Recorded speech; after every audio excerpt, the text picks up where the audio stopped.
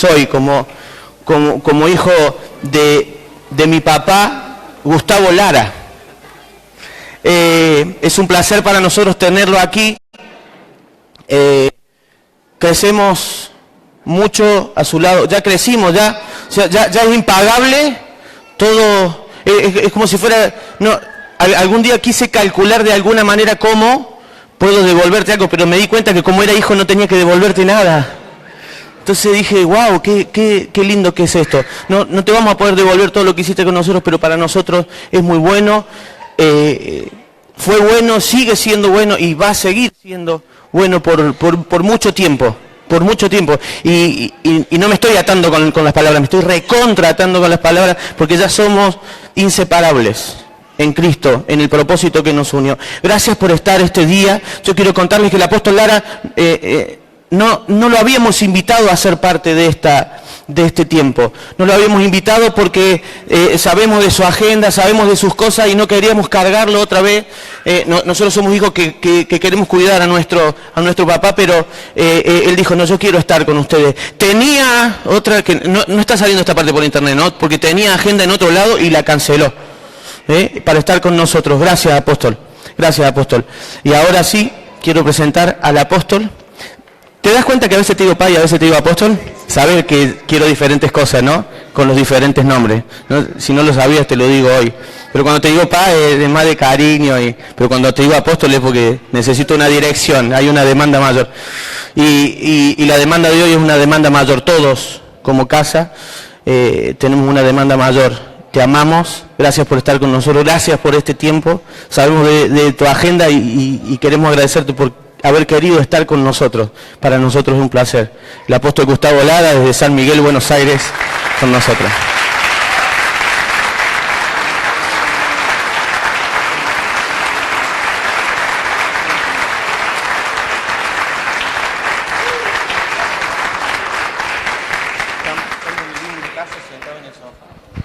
Excelente, excelente.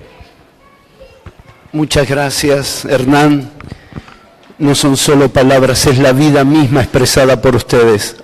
Es una gran verdad. En ustedes esto es una gran verdad.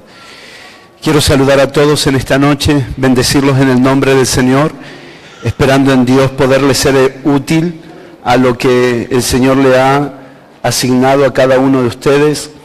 Feliz de estar en un encuentro como este, que cada día va creciendo, no solamente en cantidad de personas, sino en la calidad del propósito. Y esto es un gran desafío. Feliz de estar aquí por lo que representa esta casa, esta congregación y esta casa apostólica, que a muy temprana edad el Señor se los asignó al pastor Hernán, a la profeta Cecilia, a quienes honramos en nuestra familia, honramos también en la red, por lo que ellos son, por lo que ellos portan, por lo que ellos producen cada vez que abren su boca. Confío que el nombre que les fue dado de parte del Señor. Por lo tanto, cuando nos vayamos de aquí, tendremos que explicar para otras personas qué significa fieles a la verdad. Si vamos a darle todo nuestro tiempo al Señor en estos 3 días, será para saber por qué Dios nos convocó con este nombre, fieles a la verdad. Esta palabra es intencional, no tiene una seducción a nuestros sentidos humanos, porque no alimenta otra cosa que responsabilidad. A veces los nombres de las convocatorias son demasiado lindos a nuestros sentidos, porque nos prometen cosas. Dios va a hacer esto contigo, con aquellos, Dios va a darte esto o entregarte aquello. Pero cuando una palabra como esta nos convoca fieles a la verdad, quiere decir que algo que no nos va a sonar fácil al oído, porque lo que se nos va a hablar es de responsabilidad. Y si a pesar del nombre fieles a la verdad estamos aquí, es porque amás al Señor y querés dar a la medida. Amás al Señor y querés ser fiel. Quiero orar juntamente con ustedes por esta palabra que se nos ha asignado y compartir con los hermanos que están compartiendo aquí el compromiso de tratar de dejar cosas claras. Hace unos años atrás entendí que no hay una forma de predicar correctamente, que no hay una manera de predicar correctamente.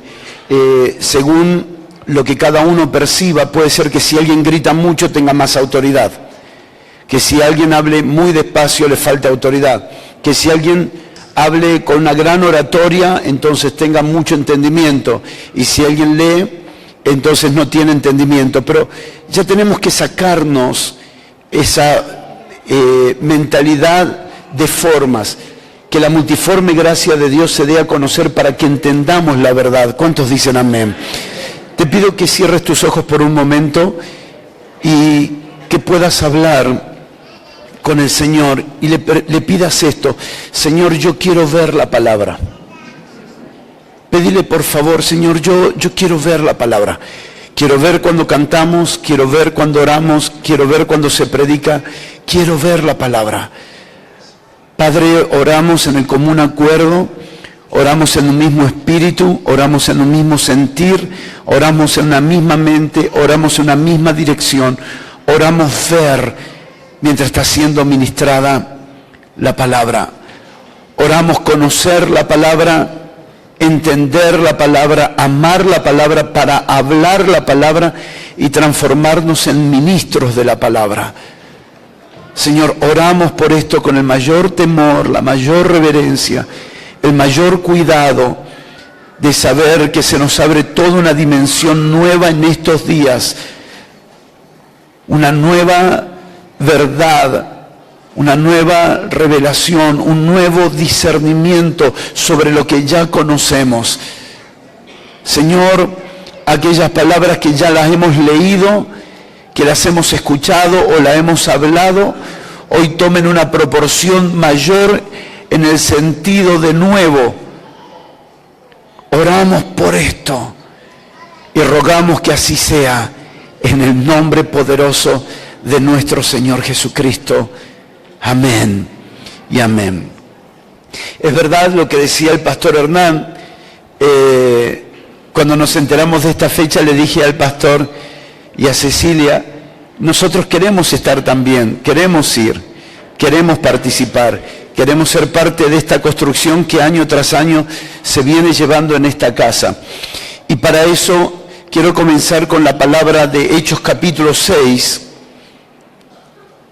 verso 1 hasta el verso 4. Hechos capítulo 6, verso 1 al verso 4.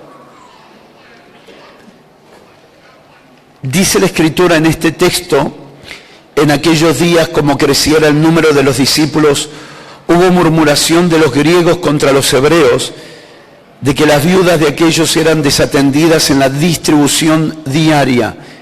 Entonces los 12 convocaron a la multitud de los discípulos y dijeron: no es justo que nosotros dejemos la palabra de Dios para servir a las mesas. Buscad pues, hermanos, de entre vosotros a 7 varones de buen testimonio, llenos del Espíritu Santo y de sabiduría, a quienes encarguemos de este trabajo. Y nosotros persistiremos en la oración y en el ministerio de la palabra. ¿Se animan a leer conmigo en voz alta todo, por favor, verso 1 en adelante? En aquellos días, como creciera el número de los discípulos, hubo murmuración de los griegos contra los hebreos, de que las viudas de aquellos eran desatendidas en la distribución diaria. Entonces los 12 convocaron a la multitud de los discípulos y dijeron: no es justo que nosotros dejemos la palabra de Dios para servir a las mesas. Buscad pues, hermanos, de entre vosotros a 7 varones de buen testimonio, llenos del Espíritu Santo y de sabiduría, a quienes encarguemos de este trabajo, y nosotros persistiremos en la oración y en el ministerio de la palabra. Espero que puedas tener algo para anotar, porque si trabajan aún nuestros sentidos humanos juntamente, cooperando con el Espíritu Santo, entonces habrá mayor retención de la palabra. Este pasaje es un pasaje significativo y me parece también profético para estos días, para esta casa apostólica. Número 1, decir que el crecimiento de la iglesia fue por la vida del Espíritu. Que el crecimiento de la iglesia no fue una metodología. El crecimiento de la iglesia fue por la vida del Espíritu. Lo que vamos a ver después son estrategias para cuidar el crecimiento. Las estrategias no son para el crecimiento, las estrategias son para cuidar los frutos del crecimiento. Vemos aquí que la vida del Espíritu se multiplica, la vida del Espíritu se expande, la vida del Espíritu corre, la vida del Espíritu es como una fuente de agua de vida que salta de nuestro interior. La vida del Espíritu no es algo que me fuerza a hacer cosas humanamente, sino que fluye por naturaleza. La vida del Espíritu es tan gloriosa y es tan preciosa que nada de lo que es del Señor me cuesta. No conozco la palabra, esto es un sacrificio. Por la vida del Señor en nosotros, lo que para cualquier persona es un sacrificio, para vos y para mí es un acto de adoración. Por lo tanto, para nosotros nada es un sacrificio en el Señor, sino simplemente dejar que esta vida fluya. La iglesia estaba multiplicándose, creciendo por la vida del Señor, por la vida del Espíritu. Y es interesante identificar cómo se calificaba el crecimiento. El crecimiento no era un número de personas, sino un número de discípulos. Un grupo de jóvenes crece no porque tiene más jóvenes, sino porque tiene más discípulos. Una congregación crece no porque tiene más personas, sino porque tiene más discípulos. El crecimiento se calificaba por la cantidad de discípulos y no por cantidad de gente. Y no hablo del discipulado como una metodología, sino como una impartición de vida, un entrenamiento para la vida y una liberación de esa vida. Hablamos del discipulado en el contexto de la vida, no el discipulado en el contexto de materiales, no discipulado en el contexto de una visión de una iglesia, sino discipulado en torno a la vida misma siendo cuidada, activada y manifestada. De esto se trataba el discipulado. Cuando se tomaba a alguien, se garantizaba que la persona tuviera vida. No se puede discipular a los muertos. Para discipular a alguien se tenía que garantizar que tuviera vida, porque la materia prima con que se iba a trabajar en el discipulado era la vida de Cristo en las personas. Así que no era una carga el discipular, porque la vida misma hacía que todo fuera mucho más rápido. Por lo tanto, el discipulador también conocía la operación de la vida. El discipulador sabía lo que era la vida de Cristo en la vida de las personas. Todo el trabajo giraba alrededor de la vida. En esta vida está absolutamente todo. Es una palabra de 4 letras que incluye absolutamente todo lo de Dios. Cuando hablamos de vida, hablamos de gozo. Cuando hablamos de vida, hablamos de paz. Cuando hablamos de vida, hablamos de justicia, de fe, de amor, de esperanza. No es vida y otra cosa, es todo incluido dentro de la vida. Por lo tanto, no es que yo tenga que pedir gozo, sino permitir que la vida fluya y el gozo se va a manifestar. En la vida está absolutamente todo. Por eso tanto discípulos como discipuladores somos expertos o nos preparamos para ser expertos en conocer esta vida. Investigamos, nos reunimos, oramos, pedimos al Señor, ayúdanos a conocer esta vida, porque si entendemos cada vez más esta vida, la vida cristiana se hace tan placentera. Esta vida cristiana a la que se nos ha llamado se nos hace tan gloriosa, porque podemos vencerlo absolutamente todo por causa de esta vida. Por eso es que la preocupación que vamos a ver en las cartas apostólicas es cómo se trataba la vida, cómo se administraba esta vida, cómo se cuidaba la vida. Todo estaba en relación a la vida. Lo que vamos a ver ahora y las 3 ministraciones que tengo para compartir con ustedes, estuve la semana pasada en un encuentro trascendental aquí en Argentina. Y por 2 días estuve escribiendo cosas que pensé que tendría la oportunidad de compartirlas allí, casi a formato de manual, de libro, no sé, fue una inspiración minuto a minuto, hora a hora, que me llevó a escribir muchas cosas. Y entiendo que esas cosas que recibí, principalmente las tengo que compartir aquí. Por lo tanto, lo que quiero compartir con ustedes no es algo que vengo trabajando hace mucho tiempo, sino que lo vi claramente la semana pasada, pero lo vi de forma ordenada.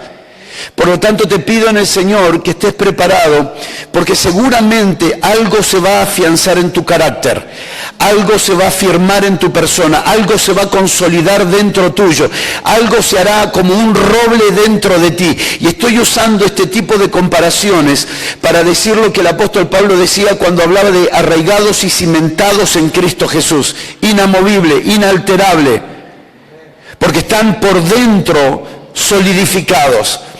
Vamos a ver algunas cosas que las vamos a tomar de la vida apostólica, pero que no es un derecho o un atributo solo o una responsabilidad solo de los apóstoles, sino que pertenece a la iglesia apostólica. Y puedes levantar tus manos, por favor, en alto y declarar esta palabra conmigo. Nosotros pertenecemos a la iglesia apostólica. Fuerte, pertenecemos a la iglesia apostólica, no porque tenemos apóstoles, sino porque caminamos en la vida apostólica, que es la vida de Cristo, porque perseveramos en la doctrina apostólica, como en el libro de los Hechos. Por lo tanto, vamos a tomar algunos puntos de referencia de algunas cosas que hicieron los apóstoles que nos van a abrir a un entendimiento muy importante. En primer lugar, luego de haber ampliado un poco acerca del crecimiento y discipulado, quiero tomar como punto de referencia que el crecimiento siempre trae problemas, aún en el cuerpo de Cristo, pero no son problemas graves si se saben administrar. El crecimiento siempre traerá problemas porque el crecimiento es incomodidad. Cuando la congregación crece, ciertas cosas van a incomodarnos, va a incomodarnos que siempre donde me senté puede ser que alguien se siente en ese lugar, puede ser que siempre vine a recibir y ahora se de mí que pueda servir a otros. Cuando quiero ir al baño con urgencia, el baño siempre estaba vacío, ahora que hay tanta gente, el baño siempre está ocupado. O sea, el crecimiento siempre trae incomodidad, y la incomodidad es buena porque la incomodidad nos va ayudando a estar a la altura del crecimiento. La incomodidad no es para ofendernos, la incomodidad es para desafiarnos a un crecimiento, a reacomodarnos permanentemente. El cuerpo de Cristo es dinámico, es flexible y requiere de flexibilidad en el proceso del crecimiento.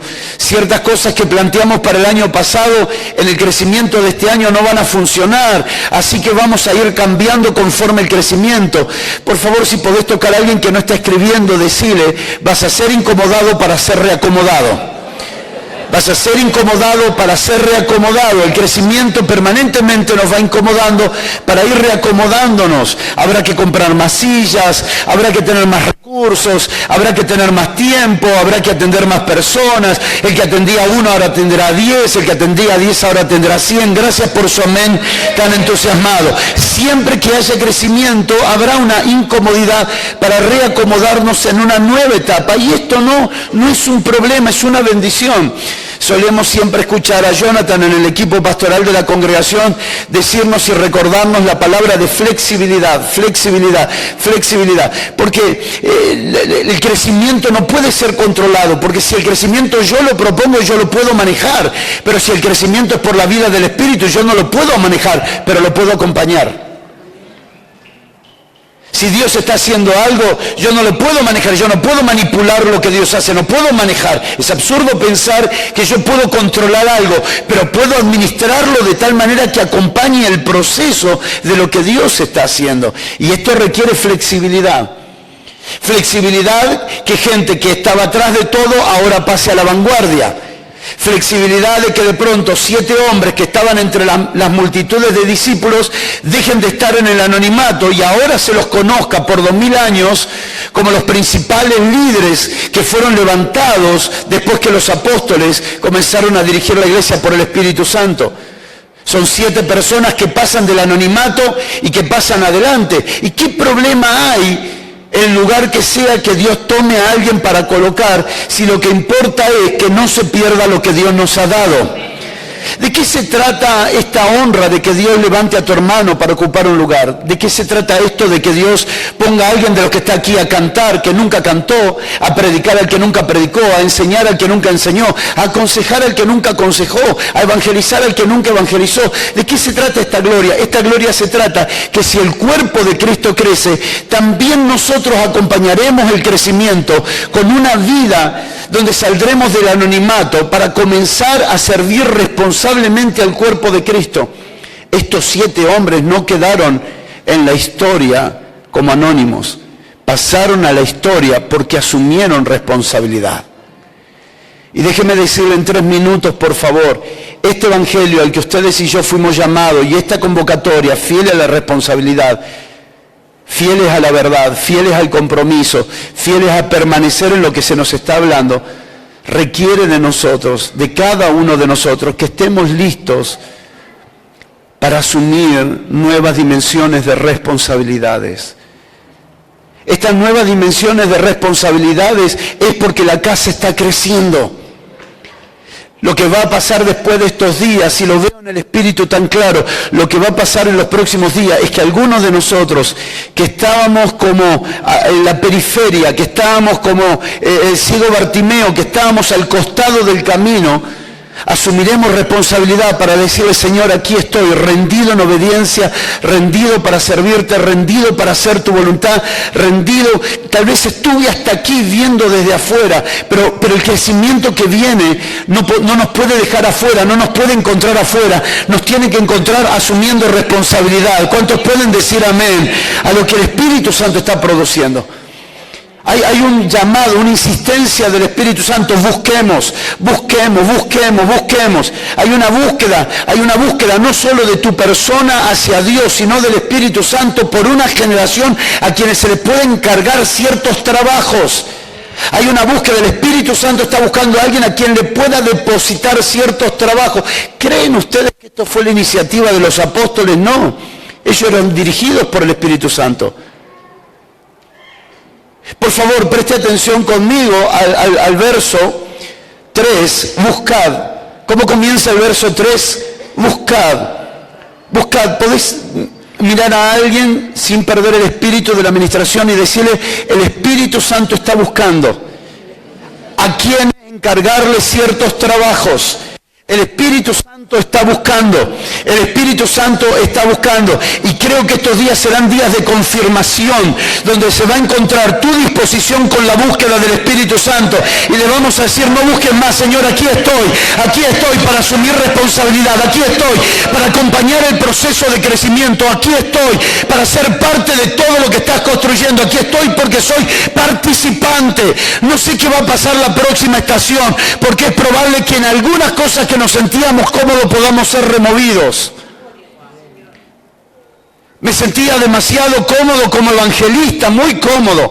Hablarle a la gente, ministrar por la gente, ver sanidades, ver milagros, ver liberación. Me sentía demasiado cómodo, no exigía de mí muchas otras cosas que una vida fuerte de oración. Pero cuando mi pastora, que era mi suegra, me dice: Gustavo, el Señor me dice que te llama a la enseñanza. Yo le dije: una, porque no me gusta leer libros; otra, porque no sé hablar mucho en público. Para mí, compartirle el Evangelio a alguien es tan fácil porque le cuento mi testimonio, oro por él, inmediatamente comienzan a pasar cosas en su vida. No, yo enseñanza no. Y ella me dijo: mira, el Señor te llama, no es un asunto conmigo, es un asunto con el Señor. Fui a predicar al hospital, me cerraron la puerta del hospital.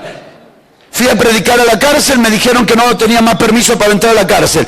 Predicaba en el Parque Saavedra en Buenos Aires, en General Paz. Bajaba la gente de los ómnibus, bajaba la gente de los departamentos, predicaba, no bajaba nadie. Porque cuando Dios está determinado a hacer algo con nuestras vidas, ciertas cosas que antes funcionaban no nos van a funcionar para la próxima estación. Sé que le estoy hablando a alguien por el Espíritu Santo. Sé que el Espíritu Santo está marcando a alguien para sacarlo de su estado de comodidad, porque Él va a producir algo que va a ser aparentemente incómodo, pero eso va a desarrollar la vida de Cristo en áreas que ya pensabas que eso estaba bien. Vas a descubrir a Cristo en áreas que no sabías que estaban en ti. Nunca sabrás que puede profetizar hasta que Él te incomode. Nunca sabrás que puedes enseñar hasta que Él te incomode y te ponga en un lugar. Nunca sabrás que puedes cantar. Suelo contar permanentemente que una de las personas que ministra precioso en la canción es una persona que orábamos juntos todas las noches y cantaba horrible. Y a las 2 o 3 de la mañana, cuando más cuesta orar, él se ponía a cantar. Y yo decía, por favor, no cantes más, porque encima que hasta ahora me cuesta orar, la forma en que vos cantás me distrae. Y él me decía, te prometo, pero después no lo pudo dejar de hacer y siguió cantando. Se agravó el asunto porque apareció con una guitarra.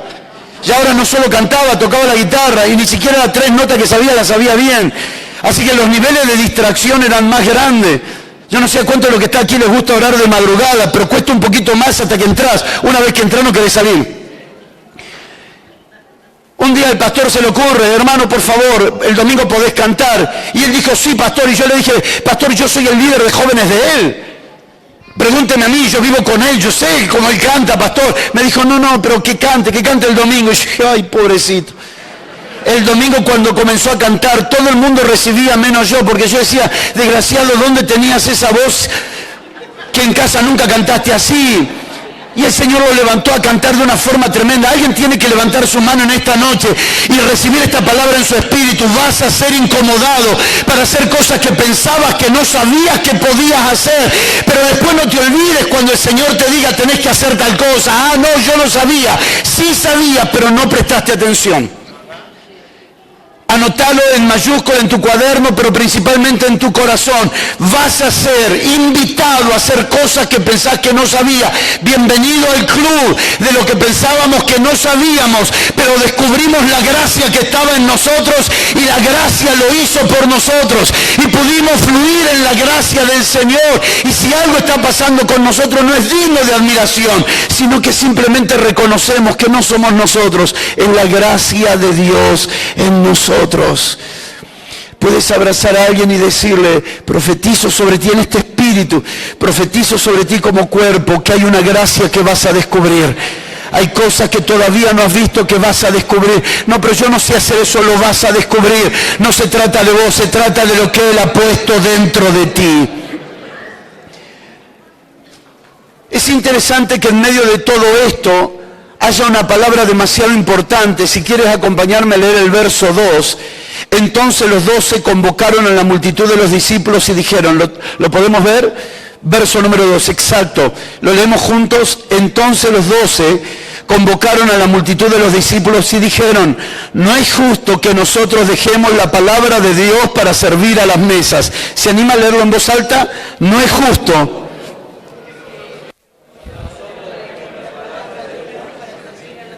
No es justo que nosotros dejemos la palabra de Dios para servir a las mesas. Mañana voy a tomar bastante tiempo, si el Señor lo permite, para poder entrar de lleno allí. Algunas cosas las voy a decir ahora, pero otras las voy a decir mañana. En primer lugar, la vida se preserva donde se practica la justicia. Para los que pueden anotar, anótenlo porque en algún momento esto va a traer respuestas a oraciones, a preguntas, a inquietudes. La vida se preserva donde se practica la justicia. La razón por la que la iglesia no dejó de crecer es porque hubo alguien que se preocupó por lo que era justo delante de Dios. El crecimiento, como todo lo que viene de parte de Dios, es atractivo. El crecimiento en todas las áreas y en cualquier lugar que viene de parte de Dios es seductor. Por alguna razón, el crecimiento se vuelve tan atractivo y tan seductor que las personas suelen quedarse con lo que tienen, con lo que reciben y suelen descuidar lo que es la justicia. La iglesia estaba viviendo el mejor momento. Estaban creciendo de manera inexplicable. Capítulos atrás vemos milagros extraordinarios acontecer aún por las calles. Este crecimiento que cualquier pastor en el siglo XXI anhelaría en su congregación estaba pasando allí. Pero este crecimiento no los sedujo. Este crecimiento no cautivó los sentidos de los apóstoles, sino que los apóstoles dijeron, no, nosotros no podemos dejar de hacer lo que es justo. El crecimiento requiere trabajo, requiere atención, requiere administración. No es lo mismo atender una empresa que atender 100. No es lo mismo atender 100 personas que atender 1000. O sea, siempre el crecimiento demandará más atención. La pregunta que quiero poner en perspectiva es, ¿atención a quién? Recuerdo las palabras de un profeta que habló en Rosario, creo que año 2008, 2007, y él dijo así: estaba subiendo por las escaleras de un salón, de un auditorio muy grande, de unas 20.000 personas o tal vez 30.000. Él estaba subiendo por las escaleras y él estaba orando, diciendo: Señor, ¿cómo has bendecido este ministerio? Señor, ¿cómo has honrado este ministerio? Señor, ¿cuánto le has dado a este ministerio? Señor, ¿cómo has acompañado este ministerio? ¿Cómo has guiado este ministerio? Y escuchó la voz del Espíritu Santo que le dijo palabras semejantes a estas: sí, pero Él me dejó a mí. Fue tan fuerte cuando lo dijo este hombre, porque pasaron ya casi al borde de una década y no puedo sacarme la imagen de ese momento, de las palabras de un hombre que está reconociendo que el favor de Dios ha producido en ese pastor lo que tenía, pero cómo ese hombre ahora, por causa de lo que había adquirido y tenía, había dejado al Señor. Cuando Dios bendice y nos da trabajo, cuando Dios bendice nuestras células, nuestro grupo pequeño, nuestras casas, aún nuestras congregaciones, aún cuando nos bendice económicamente, ¿cuál es nuestra perspectiva? ¿A qué nos dedicamos? Porque cuando tenemos cosas y nos va bien en la vida, ¿a qué nos dedicamos?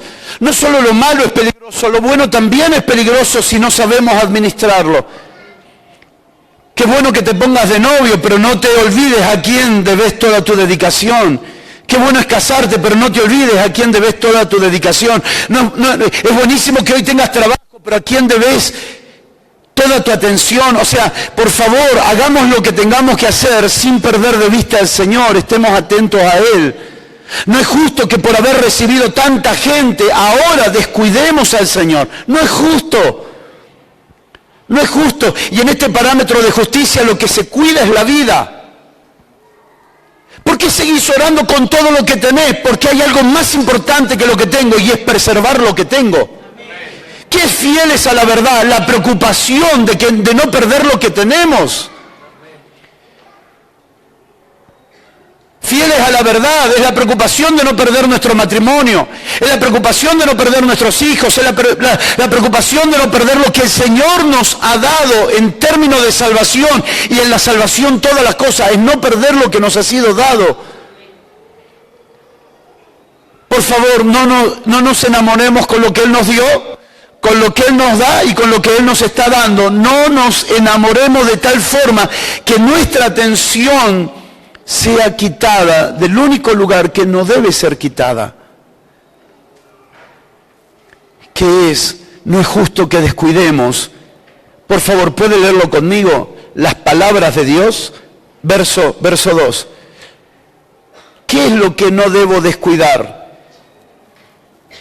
Presten mucha atención, ¿qué es lo que no debo descuidar? Las palabras de Dios. Por favor, identifique la palabra. ¿Cómo dice? Ellos no estaban pensando en el Antiguo Testamento ni en la Torá, no estaban pensando en el libro poético, ni profetas mayores ni profetas menores. Ellos estaban pensando en no descuidar la palabra de Dios. Y por favor, vamos a ir viendo entre hoy y mañana que la palabra de Dios no es lo mismo que las palabras de Dios. Que la palabra de Dios está hablando de una persona, mientras que las palabras está hablando de las Escrituras.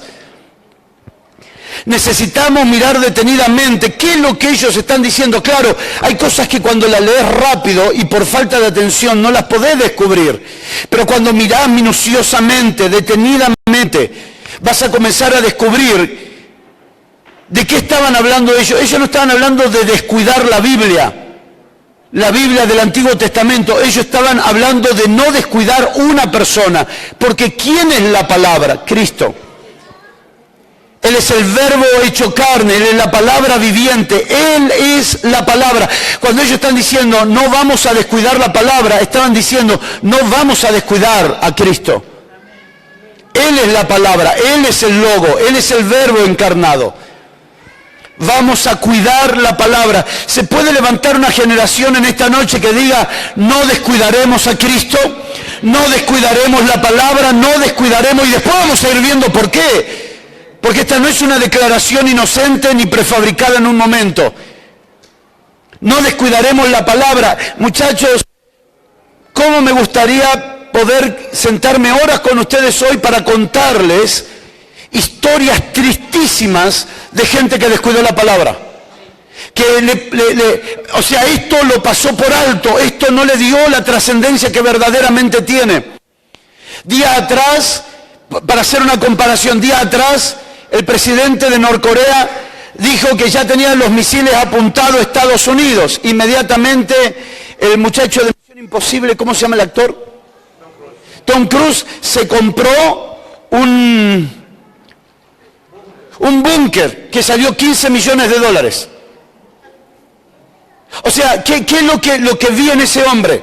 No solo que tenía recursos, sino que él entendió la velocidad del peligro. Él captó algo, no solo que tuviera $15 millones, sino que él captó que eso puede ser una verdad. Entonces, si entiendo el peligro, mis acciones deben ser rápido. ¿Saben qué me llamó la atención? Ustedes recuerdan en el huracán Irma, que la gente en toda la playa donde arrasó, la gente recién se comenzó a mover el día anterior. Mientras el huracán estaba todavía en el océano, la gente todavía estaba disfrutando en la playa. Porque la gente no toma conciencia del peligro hasta que lo comienza a ver. Esta noche quiero que veas, por favor, levanta tu mano, quiero que veas el peligro de descuidar la palabra. Quiero que veas el peligro de descuidar la palabra. Quiero que puedas verlo en el Espíritu y poder decir, al igual que los apóstoles, no podemos descuidar la palabra, no podemos dejarlo ver, no podemos dejarlo de ver. No sea que después tengamos que lamentar lo que podíamos haber prevenido si hubiéramos cuidado la palabra. Qué bien cabría aquella anécdota de los 3 chanchitos. Qué bien cabría hoy algunos acontecimientos que nos pudieran hacer reflexionar acerca del permanecer en la palabra. Por favor, jóvenes, ustedes son fuertes por la palabra que han abrazado. Ustedes son fuertes para vencer al diablo, para vencer al pecado, para vencer a cualquier tentación. Ustedes son fuertes siempre y cuando no descuiden la palabra, y la palabra es la persona de Cristo. Jueguen, compartan, disfruten, coman, vayan al cine, jueguen juntos, pero sobre todas las cosas no descuiden la palabra. Busquen amistades, hermanos, que estén atentos a la palabra, que les importe la palabra, porque tu vida no tiene que ver solo con los momentos lindos que pasás con amigos, sino con la forma en que con los amigos te estableces en la palabra. Amistades basadas en la palabra. Podés abrazar a 2 o 3 que tengas cerca tuyo y decirle, nuestro vínculo es en la palabra, nuestro vínculo es por la palabra. Vamos a cantar juntos, vamos a orar juntos, vamos a jugar juntos, a disfrutar juntos, pero nunca descuidar la palabra. Relaciones sólidas basadas en la palabra. No vamos a descuidar la palabra, porque si descuidamos la palabra, hasta amistades se han perdido. Mírenme, por favor, déjenme decirle algo. Cuando matrimonios descuidan la palabra, y hablo de la persona de Cristo, matrimonios se han destruido. No han tomado en serio la palabra, y la palabra es el punto de encuentro de cualquier matrimonio, como cualquier integrante de familia. No descuidar la palabra, porque eso nos hace preservar la vida que portamos en nosotros. Verso 3, buscad pues, hermanos, de entre vosotros a 7 varones de buen testimonio, llenos del Espíritu Santo y de sabiduría, a quienes encarguemos de este trabajo. Verso 4, y nosotros persistiremos en la oración y en el ministerio de la palabra. Déjenme leerles un pasaje de las Escrituras para entrar en esto. Si quieren acompañarme en Juan 8, 31 y 32. Juan capítulo 8, verso 31 al 32. Juan 8, capítulo 31, verso 32. Dijo entonces Jesús a los judíos que habían creído en él: si vosotros permaneciereis ¿en qué? Fuerte, fuerte. Si vosotros permaneciereis ¿en qué? En mi palabra, en mis palabras. No, ¿cómo dice? En mi palabra. Él y la palabra eran uno solo. En mi palabra seréis verdaderamente mis discípulos y conoceréis la verdad y la verdad os hará libres. Dijo entonces Jesús a los judíos que habían creído en él: si vosotros permanecéis en mis palabras. ¿Sabe que la palabra permanecer requiere de la palabra persistir? Porque para permanecer hay que persistir. Permanecer requiere una acción, una determinación en nuestro interior. Decidir aquí adentro en qué voy a insistir. Decidir aquí adentro en qué no voy a desistir. Puedo desistir de cosas, pero no puedo desistir de la palabra.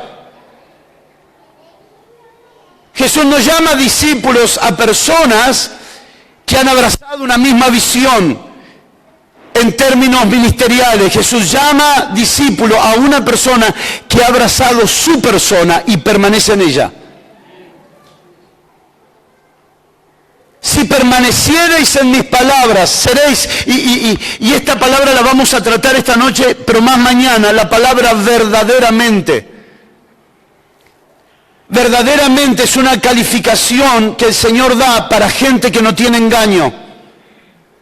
Verdaderos solo son los que no tienen engaño. ¿Se acuerdan de Natanael? He aquí un verdadero israelita en quien no hay engaño. Quien comparte mitad verdad, mitad engaño no es verdadero. Verdadero es alguien que no tiene engaño. ¿Y de qué me libra entonces permanecer en la palabra? Me libra del engaño. Mi peor enemigo, mi mayor enemigo, a quien voy a identificar con nombre y apellido, se llama engaño. La única fuente de temor del apóstol Pablo era: me temo que como la serpiente engañó a Eva, vuestros sentidos sean extraviados de la sincera fidelidad a Cristo. Pablo no tenía miedo a los piratas, no tenía miedo a las pestes, no tenía miedo a las piedras, no tenía miedo a las torturas, no tenía miedo a las cárceles, a las prisiones, pero él sabía el poder que tiene el engaño. Él sabía la influencia que tiene el engaño y cómo la serpiente trabaja con el engaño. Pero el engaño no es lo opuesto, porque siempre se muestra en paralelo a la verdad. Quien no conoce la verdad va a abrazar cualquier mentira como si fuera verdad. Por eso que para que el engaño avance, la ignorancia tiene que permanecer. Donde hay ignorancia, el engaño encuentra su caldo de cultivo. La ignorancia es la plataforma para que el engaño se pose y se establezca en un lugar. Por eso bendigo a todos los que están orando, estudiando, preparándose, capacitándose, a todos los que están en búsqueda del conocimiento de la verdad. Porque el engaño no es si soy bueno o malo. No, yo soy bueno, a mí el engaño no me va a tocar. No, el problema no es si soy bueno, el problema es si soy ignorante. Necesitamos conocer la verdad. Alguien tiene que gritar en este auditorio: estoy comprometido con el conocimiento de la verdad. Alguien tiene que gritar en este auditorio: estoy comprometido con el conocimiento de la verdad. Porque sé que mientras haya ignorancia en mí, el engaño encontrará espacio. No estudiamos para recibir un diploma. No nos presentamos en el CEAP, no pasamos horas en el CEAP para recibir un certificado, sino para ser libres del engaño, porque mientras haya un espacio de ignorancia, habrá espacio para el engaño. Pero en la medida en que vamos conociendo la verdad, el engaño no encuentra espacio en nosotros.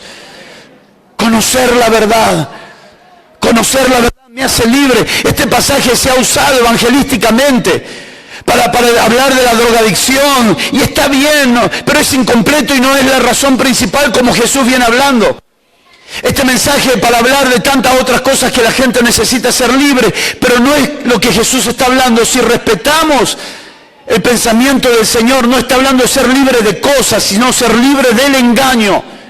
Más abajo, en el mismo capítulo, el Señor habla del padre de las mentiras. ¿De qué necesito ser libre? Necesito ser libre de lo más peligroso que el mundo no ha podido identificar, y es el engaño. Y las mentes pasivas son cautivadas por el engaño porque son mentes ociosas. Bendigo a los disciplinados que están aquí. Bendigo a los disciplinados que se autodisciplinan para estudiar la palabra. Bendigo a los que, como los apóstoles en Hechos capítulo 6 dice, y persistiremos en el conocimiento de la palabra. Persistiremos en el conocimiento de la palabra. Vamos a persistir, vamos a permanecer. No podemos darnos el lujo de poder equivocarnos. ¿Por qué? Porque Satanás no va a usar un opuesto para engañarnos, va a usar un paralelo. Él usa la relativización de la palabra. Él toma la palabra y dice, bueno, la Biblia dice, sí, pero la Biblia no está diciendo eso. Se toma un pasaje bíblico fuera de contexto y la Biblia no está apuntando a eso, no se está refiriendo a eso. Tenemos que comprender el poder que tiene el engaño antes de que el engaño entre en acción. Porque mejor es identificarlo antes que después.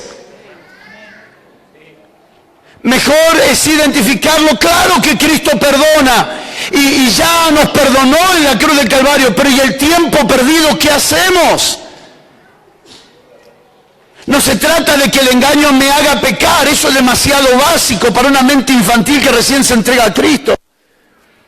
Se trata del tiempo que perdemos cuando estamos bajo el engaño. Por eso necesitamos llamarnos al discipulado. Necesitamos llamarnos a ser verdaderos discípulos. Necesitamos llamarnos a la responsabilidad de tomar seriamente el compromiso de aprender la palabra y de entender qué significa tener a una autoridad. Una autoridad es una persona que está en mi favor y alrededor de mi vida para nutrirme de la palabra. No tiene que ser implícitamente y precisamente mi amigo. Pero tiene que ser alguien que me nutra de la palabra. No tiene que caerme bien, pero tiene que ser alguien que me nutra de la palabra. No tiene que haber empatía, pero tiene que nutrirme de la palabra. No puede ser un vínculo romántico, afectivo. No puede caer en el lado de ser tan amigos, sino que tiene que ser un vínculo responsable, que forme un carácter de disciplina a alguien que está librando el destino. Mis hermanos, cuando alguien te ministra la palabra, te está librando del engaño. Y si te libra del engaño, te libra del sufrimiento en el futuro. Por favor, acompáñenme a leer Gálatas capítulo 6. Gálatas capítulo 6. Si puede ver conmigo el verso 6 y 7. Gálatas capítulo 6. Dice la Escritura en este pasaje, el que es enseñado en la palabra. ¿Lo puede ver? ¿Lo ve? Léalo fuerte conmigo, por favor. El que es enseñado, ¿en qué? En las palabras. No, en la palabra. El que es enseñado en la palabra, haga partícipe de toda cosa buena al que lo instruye. ¿Me sigue? ¿Cómo sigue el verso 7? No os engañéis, Dios no puede ser burlado, pues todo lo que el hombre sembrar, esto también segará. Porque el que siembra para su carne, de la carne segará corrupción, mas el que siembra para el Espíritu, del Espíritu segará vida eterna. Por favor, mire mi vida hoy como semilla, mire mi vida mañana como cosecha. Estamos hablando término de tiempo, y me dice a mí que honre a las personas que me están enseñando la palabra. Porque algo está produciendo en mí. La palabra que yo estoy recibiendo hoy me está liberando del engaño mañana. Lo que estoy recibiendo hoy me está liberando mañana. Muchos trabajan hoy pensando que mañana van a tener todo lo que están trabajando hoy. Déjeme preguntarle algo. ¿Qué piensa el señor Lázaro Báez? Que por años pensó que con el engaño podría quedarse con todo el dinero. La lista sería grandísima de gente que permitió que el engaño le dé cierta seguridad. Tu tu mayor seguridad. Puedes levantar tus manos y que tu espíritu se excite esta noche y que tu espíritu salte. Puedes tener la confianza y la seguridad que la verdad te hace libre del engaño para ganar tiempo, que la verdad te hace libre del engaño para ir más rápido en el tiempo, que la verdad te hace libre en el engaño para no perder en el tiempo. El engaño te hace creer que hoy es divertido, pero mañana te roba absolutamente todo. Llamo a los jovencitos, a las jovencitas que están aquí, que se peguen a sus pastores, a sus autoridades, a sus líderes, a las personas reconocidas por el ministerio de la casa, y se peguen y le digan: hermano, lo que quiero de vos no es un amigo, quiero alguien que me enseñe la palabra. Y cuando hablo de la palabra estoy hablando de la persona de Cristo. Sé que una verdad puede liberar años de dolor. No tengo por qué vivirlo si lo puedo prevenir conociendo la verdad. Llama a alguien que tengas al lado tuyo a la seriedad del discipulado. Llama a alguien al lado tuyo. Te llamo a la seriedad del discipulado. Te llamo a la seriedad del discipulado. A la seriedad. Como un vínculo para el conocimiento de la palabra.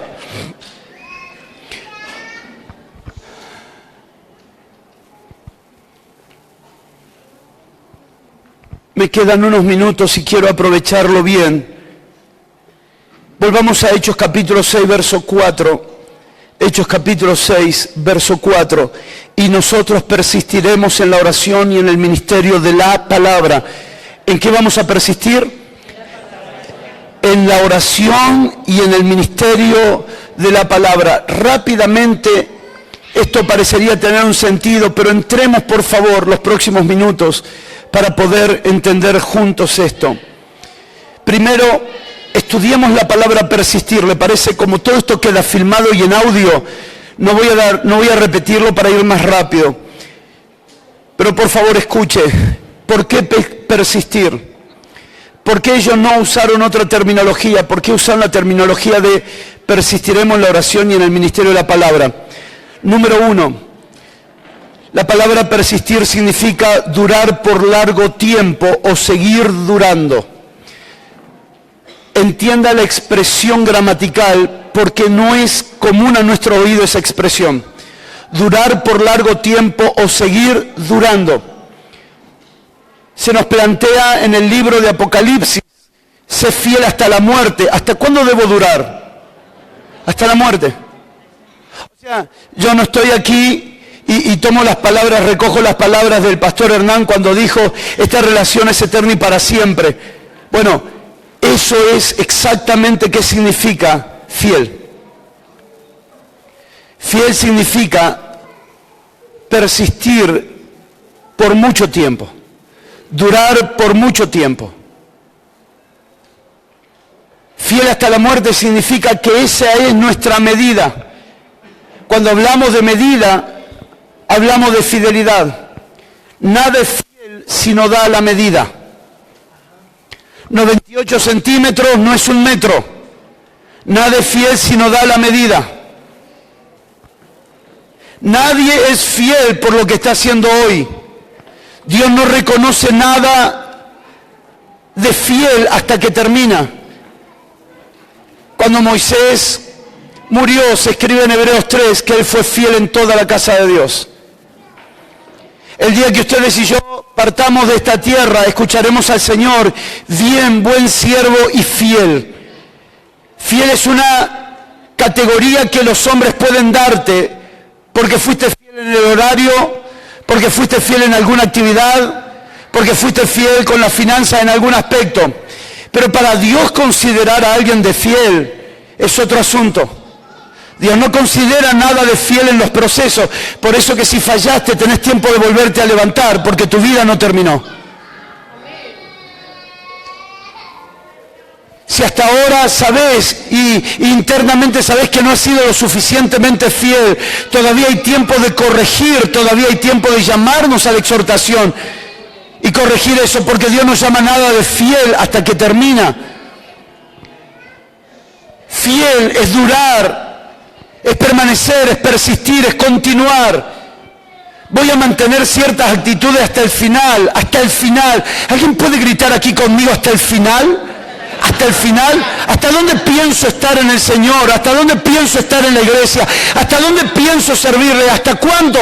Hasta el final. Este es un lenguaje que para nosotros no tiene ningún tipo de forma de que pueda ser relativizada. Bueno, si me va bien continúo, si las cosas siguen así continúo, si no continúan bien, no sé.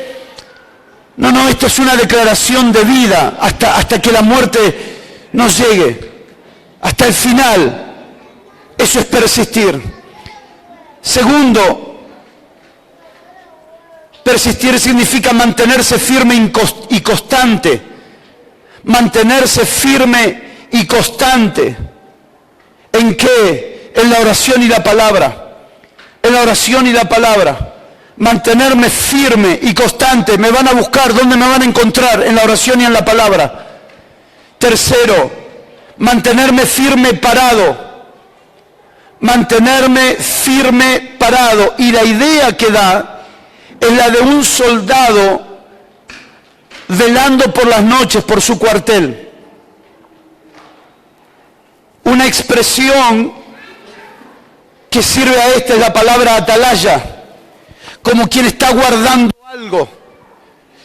La expresión atalaya habla en el contexto de guardar a algo o a alguien. Sobre toda cosa guardada, guarda tu corazón porque de él mana la vida. Soy atalaya no solo de mi casa, soy atalaya no solo de mi ministerio, soy atalaya no solo de mis bienes, soy atalaya no solo de mis hijos, soy atalaya de la vida que porto. No puedo descuidar la vida que porto. Debo velar por la vida que se me ha entregado. Hermanos, no puedo desarrollarlo aquí, pero en la escuela del apóstol Juan, la otra semana voy a hablar cuál es el único lloro que los santos deberían llorar. La única cosa por lo que los santos deberían llorar. Hermano, la iglesia se ha vuelto un grupo de mariconeadas terribles, llorando por 1.000.000 de cosas, que no puede seguir siendo lo mismo. O sea, tenemos que definir por qué lloramos. ¿Cuál es la razón de la que vamos a llorar? ¿Cuál es el lloro permitido? ¿Cómo puede ser que los santos mueran, sus hijos mueran? Y ninguno lloraba a sus muertos, sino que hacían fiesta de que habían sido fieles hasta el final. Hoy por cualquier cosa los santos están llorando porque no saben por qué llorar, porque ignoran la razón de quien los está distrayendo para que lloren. Una enfermedad no es digna de llorar. ¿Por qué tenemos que llorar? Si el engaño toma lugar, viviremos llorando por cosas que no tenemos que llorar, involucrando a Dios en cosas que Él no está involucradas, comprometiendo la dignidad de Dios en cosas que Él no está comprometido. Creo y estoy seguro que hay una generación aquí que camina por el Espíritu, que camina por el Espíritu, que camina por el Espíritu y alineado por el Espíritu sabrá por qué llorar. Sabrá por qué llorar.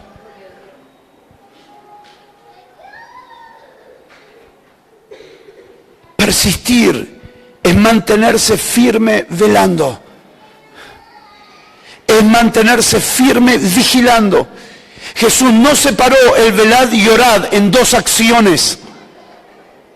Escúchenme por favor, velad y orad no son dos acciones diferentes, es la misma acción. No se puede orar sin velar. Velad y orad no son dos cosas diferentes, es la misma cosa, mas buscad primeramente el reino de Dios y su justicia. ¿Cuál de los dos es primero? Los dos. Solamente Jehová te ha pedido amar misericordia, humillarte ante Dios y practicar la justicia. Solamente, pero Dios son tres cosas, no es una. Velad y orad en el lenguaje de Dios es exactamente lo mismo. La verdadera oración es la oración que ve. No es la que pide, es la que ve. No se nos llamó a pedir en la oración, se nos llamó a ver en la oración. Y por lo que vemos pedimos. Pedimos por lo que se nos muestra, no pedimos por lo que queremos pedir, no pedimos por lo que necesitamos pedir, pedimos por lo que se nos ha mostrado. Por eso hay una generación que ha ido perdiendo la La vida de oración. No tiene problema con las canciones románticas. Con las canciones románticas ora, llora, pero le sacás las canciones y no te ora ni 5 minutos. Porque es una generación que aprendió un estado emocional, pero no a ver. Quien ve, le cortás la música y sigue adorando. Quien ve, le cortás el sonido y sigue adorando. Porque ¿cómo parás a alguien que está viéndolo? Podés parar a alguien que está oyendo, no podés parar a alguien que está viendo. La oración siempre se trató de ver. Mañana tendremos tiempo para meternos de lleno allí. Esta noche quiero definir persistir. ¿Me permiten profetizar corporativamente? Profetizar el cuerpo. Se levanta la generación más grande de oración de todos los tiempos. Se levanta la generación más grande de oración de todos los tiempos, más grande, más grande, más grande. Estoy diciendo que tu espíritu se está excitando por ver el cumplimiento de esta palabra. Estoy diciéndote que tu espíritu se está excitando por ver el cumplimiento de esta palabra. La generación que persistirá en la oración, que persistirá en la oración. Cuarto, lo contrario a persistir, cesar. Renunciar, desistir, dejar de insistir, desaparecer. Lo contrario a persistir, cesar, renunciar, desistir, dejar de insistir, desaparecer. Esto no está en nuestro vocabulario. En el vocabulario de nuestro espíritu está persistir. Y persistir es lo mismo que insistir. Y es lo mismo que resistir. Acompáñenme por favor a leer Lucas capítulo 9, verso 32. ¿Será, Daniel, que tendremos 2 o 3 versiones bíblicas con las que podamos contar? Si no, no hay problema, las menciono igual si no. Veamos primero la versión Reina Valera, Lucas capítulo 9, verso 32. Préstenle mucha atención. Lucas capítulo 9, verso 32. ¿Se animan a leerlo en voz alta conmigo? Y Pedro y los que estaban con él, ¿cómo estaban? Rendidos de sueño, más permaneciendo despiertos. ¿Qué pasó? Vieron la gloria del Señor. Estaban rendidos de sueño, preste mucha atención, rendidos de sueño. 2, permaneciendo despiertos. 3, vieron la gloria de Jesús. Lucas capítulo 9, verso 32, según la versión Biblia la Palabra. Biblia la Palabra. Pedro y sus compañeros se sentían cargados de sueño, pero se mantuvieron despiertos y vieron la gloria de Jesús.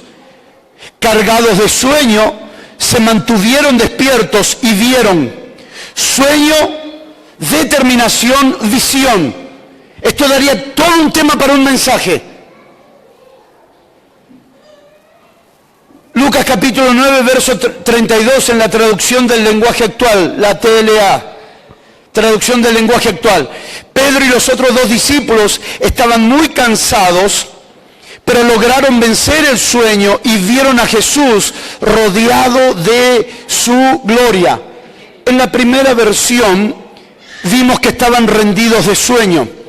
En la segunda versión, cargados de sueño. En la tercera versión, muy cansados. En la primera versión, permanecieron despiertos. En la segunda, se mantuvieron despiertos. Y en la tercera, vencieron el sueño. Toca 2 o 3, por favor, y dile, tienes que vencer el sueño.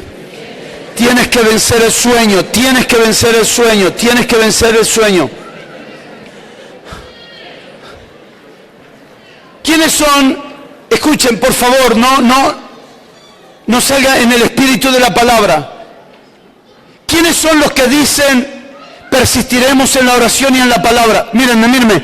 ¿Quiénes son los que dicen persistiremos en la oración y la palabra? Los que tuvieron un día, un Lucas 9:32. ¿Cuánto puede durar una canción? Quiero conocerte. 5 minutos, 10 minutos. Pero déjeme decirle algo.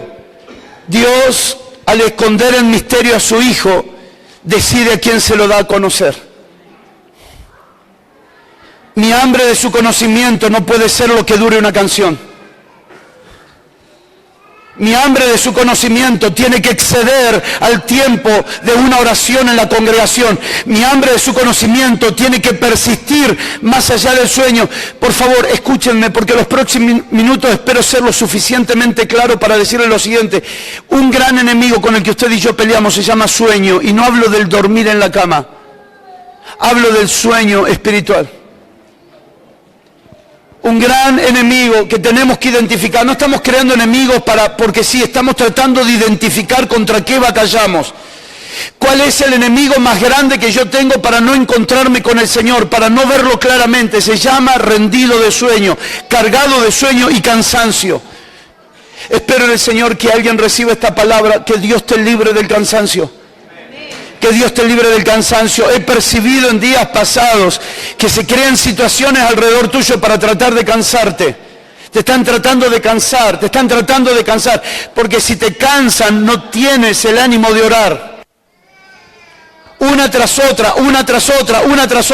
No, tienes que permanecer. A veces orar será fantástico y fácil, otras veces orar será pesado. ¿Cómo me hubiera gustado que los primeros días del Evangelio me digan esto y me expliquen esto? Que ciertas experiencias que tendría con el Señor, ciertas experiencias con su palabra, serían el fruto de haber pasado 40 minutos en silencio, sin sentir ni ver nada, ni percibir nada, y parece que la oración no traspasaba el techo. Pero permaneciendo despiertos, bendito sea Dios, que permaneciendo despiertos, una determinación. ¿Sabe cuántas mañanas mi mamá me iba a llamar para ir a trabajar y me encontraba durmiendo de rodillas? Benditos sean esos días. Benditos sean los días que permaneciendo, aún así, se fue haciendo más claro. Se fue haciendo más claro. Te digo que esto no es fácil, pero es glorioso y vale la pena permanecer despierto. Vale la pena permanecer despierto. Y no lo hablo en términos cronológicos, sino de las cosas que te quieren cansar. Esta noche quiero orar por los que se sienten cansados. Cansados de cosas, cansados de situaciones, cansados de palabras, hasta cansados de gente. Quiero orar que ninguno de esos cansancios te cierren los ojos para no verlo claramente, sino que puedas de aquí adentro escuchar a tu espíritu decir y gritar esta noche: permanece. Estás cansado, permanece. Mas permanecieron despiertos, vieron la gloria del Señor. A veces los momentos más difíciles de la vida son los encuentros más gloriosos con Él. Permanece.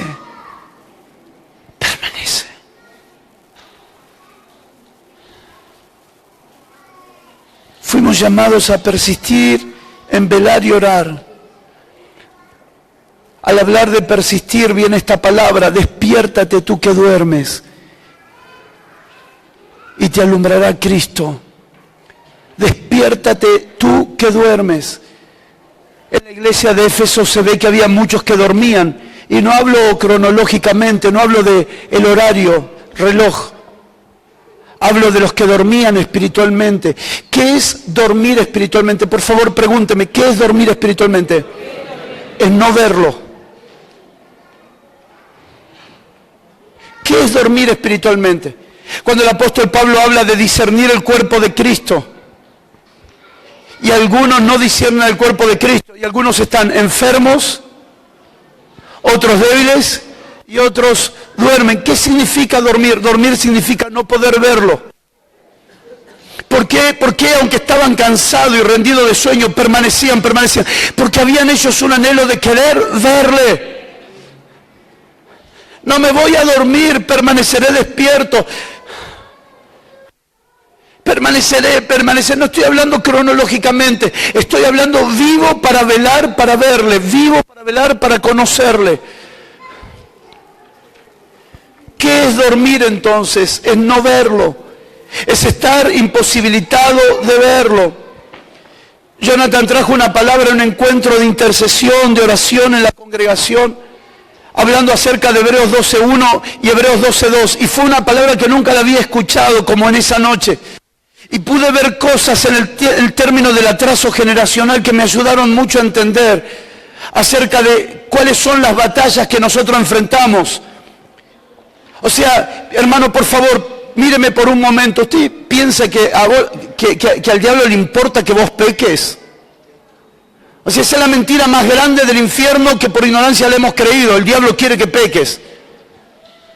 El diablo quiere mandarte al infierno. ¿Vos te pensás que al diablo le importa si te va al cielo o te va al infierno? No. El diablo no batalla contra Gustavo, contra Alberto, contra María. El único problema del diablo es el propósito eterno de Dios en Cristo Jesús. Y el propósito eterno de Dios es darse a conocer. El propósito eterno de Dios es darse a conocer y nos incluye a nosotros como iglesia para colaborar con ese conocimiento. ¿Por qué Él genera peso? ¿Por qué Él genera pecado? ¿Por qué Él produce ansiedad? Porque lo único que Él no quiere es que lleguemos al punto de poner los ojos en Jesús. ¿Sabe cuál es el mayor pecado? No es la fornicación. Esa es la estupidez más grande de la ignorancia. El mayor pecado no es hacer cosas malas, eso es pecado, no es el mayor pecado. El mayor pecado es estar sentado aquí, tener 10 años, 15 años, 20 años, 30 años y no estar viéndolo. Porque muchas de las cosas que vamos a hacer los próximos años no tendrán sentido para la gente que no lo ve. No tendrán sentido para la gente que no lo ve. Pero cantar 3 horas para el que no lo ve es una tortura. Evangelizar las naciones para el que no lo ve es una locura. Levantar recursos financieros para enviar líderes a todo el mundo para los que no lo ven es una locura. Pero para el que lo ve, caminará al ritmo del que ve. Así como Israel cuando veía la nube y veía el fuego se levantaba. Y cuando la nube se levantaba, ellos la podían ver. ¿Por qué Dios quiere que nosotros lo veamos? Para que veamos lo que Él está haciendo. ¿Sabe, hermano? Orar no es pararse contra el huracán Irma y decir, te reprendo en el nombre de Jesús, te echo vino, te echo agua, te echo aceite. No, es ver lo que Él está haciendo. Orar no es hacer lo que yo quiero, es ver lo que Él está haciendo. Hermano, hemos avergonzado el Evangelio diciendo públicamente y en las redes sociales, por acá no va a pasar Irma, pasó la madre de Irma, la abuela de Irma, la bisabuela de Irma, hizo desastre por todos lados y alguien salió por los medios a querer poner a Dios en eso. Y a decir, Dios es nuestro Dios, nosotros somos hijos de Dios y nos ha dado toda autoridad. Para. La autoridad que yo tengo no es una autoridad nacida de mi autocracia, es nacida de su autoridad. Nada puedo hacer por mí mismo, dijo Jesús, que no me fuere dado por el Padre. ¿Cuál es nuestra oración? Nuestra oración no es pedir a Dios que Él haga lo que nosotros queremos, es ver lo que Él está haciendo y colaborar con eso. ¿Qué es lo que Él está haciendo? Puedes abrazar a alguien y decirle, un santo que ora es alguien que ve lo que Él está haciendo. Un santo que ora. No, hermano, mire, los problemas más grandes que nosotros hemos visto en el cuerpo de Cristo han sido los grupos de intercesión. Ha sido los lugares más conflictivos que hemos visto en todas partes. Porque en todo lugar hay gente sana, pero en todo lugar hay gente atrofiada cerebralmente. Que toma el lugar de la intercesión para imaginar e inventar cosas. Difícilmente hoy reconozcamos un profeta. Porque muchas de las profecías están literalmente basadas en lo que la persona quiere y lo que la persona imagina, no en lo que se ve. No estamos poniéndonos en el lugar de quienes son hábiles para calificar esto. Digo que la medida de verdad también va mostrando que es la medida de engaño. Cuando vos recibís 24 palabras y las 24 palabras son exactas, 6 meses antes, 8 meses antes, 9 meses antes, entonces ya no llamás profeta porque te dijo Dios te va a prosperar. Llamar profeta porque alguien pudo identificar lo que él estaba haciendo. Porque pudo ver lo que él estaba viendo. Se levanta una generación de oración. Prepárense a ver los próximos días cosas en el Señor y al Señor de lo que Él está haciendo. Y vamos a colaborar con todo lo que Él está haciendo. Denme en 5 minutos, por favor, ya estoy terminando en esta noche. Sé que es la primera noche, algunos han viajado mucho. Otros están cansados que han venido del trabajo, pero agradezco la gentileza de estar tan atentos en esta noche. ¿Cuál es el peligro de los que duermen? Despiértate tú que duermes, levántate de entre los muertos y te alumbrará Dios, porque uno que duerme en nada difiere de un muerto. Un creyente dormido que no lo ve no es diferente a alguien que no viene a la iglesia.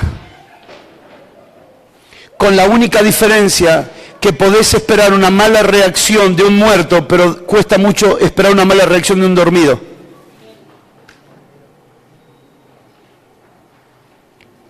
Uno que duerme en nada es diferente a un muerto espiritual.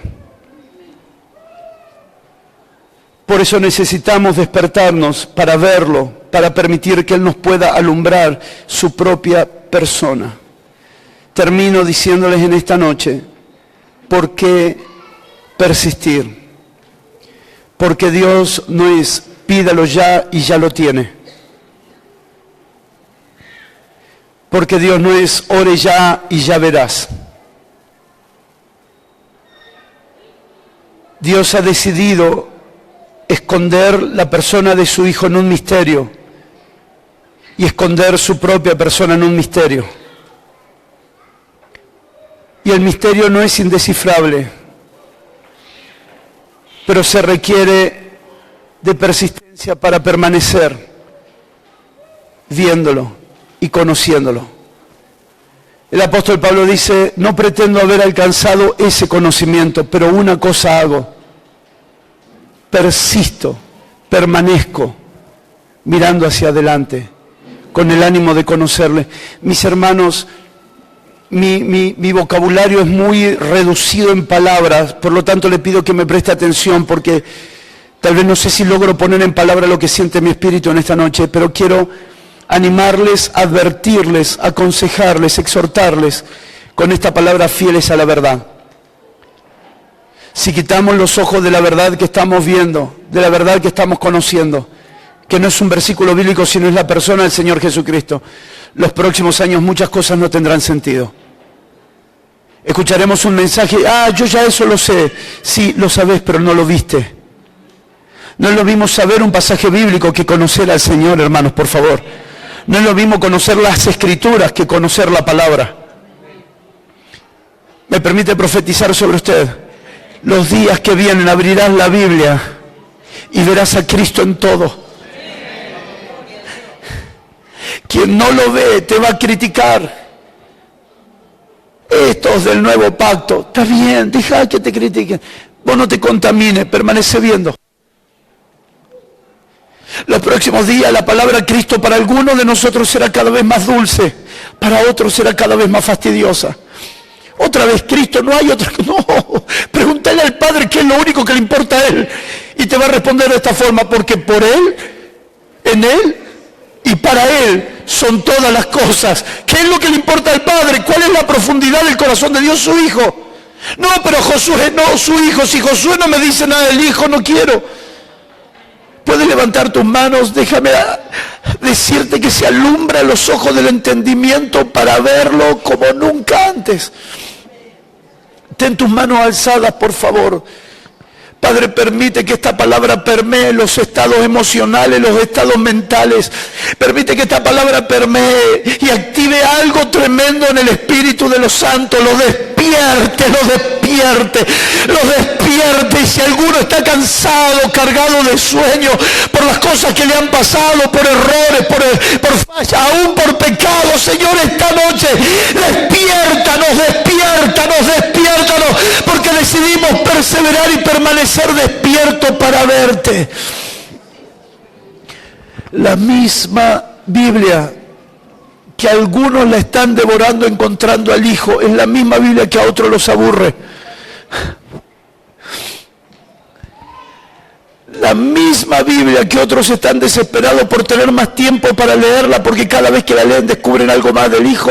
Es la misma Biblia que a otros les da cansancio leerla. A mí me aburre leer la Biblia. Claro, es que no era la Biblia, era la persona. Ellos dijeron, no es justo que descuidemos la persona. Tu persona, Señor, tu persona. tu persona, Señor. Tal vez no hemos persistido como debiéramos. Tal vez no permanecimos en la palabra como debiéramos, tal vez. Pero esta noche sea un divisor de agua en nosotros. Que todos los elementos que nos has aproximado a la vida, todas estas tecnologías tremendas que has puesto a nuestra disposición, se transformen en una herramienta y no en una distracción. Gracias por la tecnología de las computadoras, de las iPads, de los celulares. Gracias por la tecnología que nos has dado en las manos para poder usarla y producir mayor facilidades en alcanzar cosas que humanamente o posiblemente de otra forma no hubieran sido viables. Pero no permitas que lo que nos puede facilitar se transforme en un instrumento de distracción. Señor, oramos la oración del que permanece viendo. Oramos la oración del que quiere verte. Oramos la oración del que dice: alumbra los ojos de nuestro entendimiento, acláranos tu persona por las Escrituras y acláranos tu persona por quien tú eres, Señor.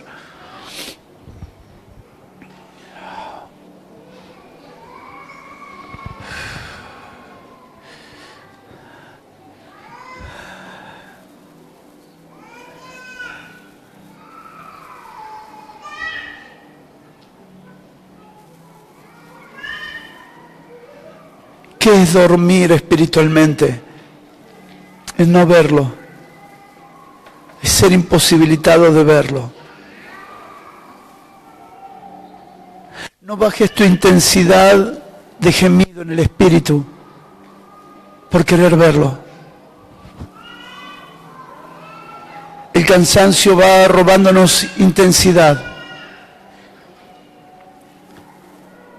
El cansancio va quitándonos intensidad.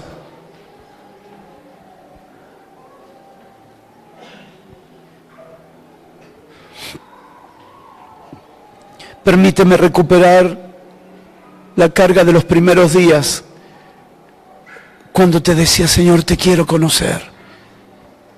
Por favor, líbrame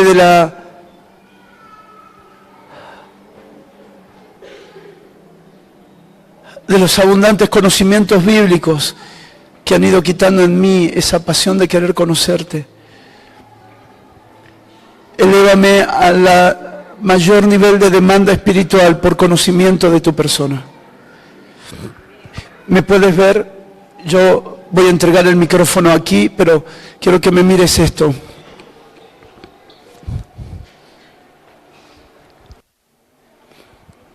El hambre por su conocimiento será proporcional al valor que le des a las cosas. Pablo dijo: todo lo tengo por basura por conocerte. Y esta noche elevo la demanda sobre todos los presentes, diciendo que nunca será genuino el deseo de conocerle, a menos que tengas todas las demás cosas como basura. Si amas demasiado tu vida, no tienes hambre por conocerle, solo deseo. Si amas demasiado tu casa, tus bienes, tu ministerio, no tienes hambre por conocerle, solo un simple deseo vago por conocerle. Si usted me pregunta hoy qué quisiera comer esta noche, podría sacarte una lista de cosas que me gustaría comer, pero si no las como, en nada difiere, porque simplemente es un deseo vago. Pero Cristo en nosotros no puede ser un deseo vago que mañana se cambie por otra cosa. Hoy tengo hambre por conocerte, mañana tengo hambre por conocerte, pasado tengo hambre por conocerte, y después tengo hambre por conocerte, y llegará un momento que la gente dirá: pero no tenéis otra cosa en la vida que hacer. No, porque todo lo tengo por basura, por hambre de conocerlo a Él. llamo a esa generación, a la que tiene hambre y llegará a considerar todo lo demás como secundario. Qué bueno, tengo esto, qué bueno, alcancé aquello, qué lástima, no vino aquello, qué lástima, no está aquel. Pero nada de eso gobierna su vida, porque él está apasionado por conocerle más. ¿Se animan a ponerse en pie y darle un aplauso al Señor en esta noche?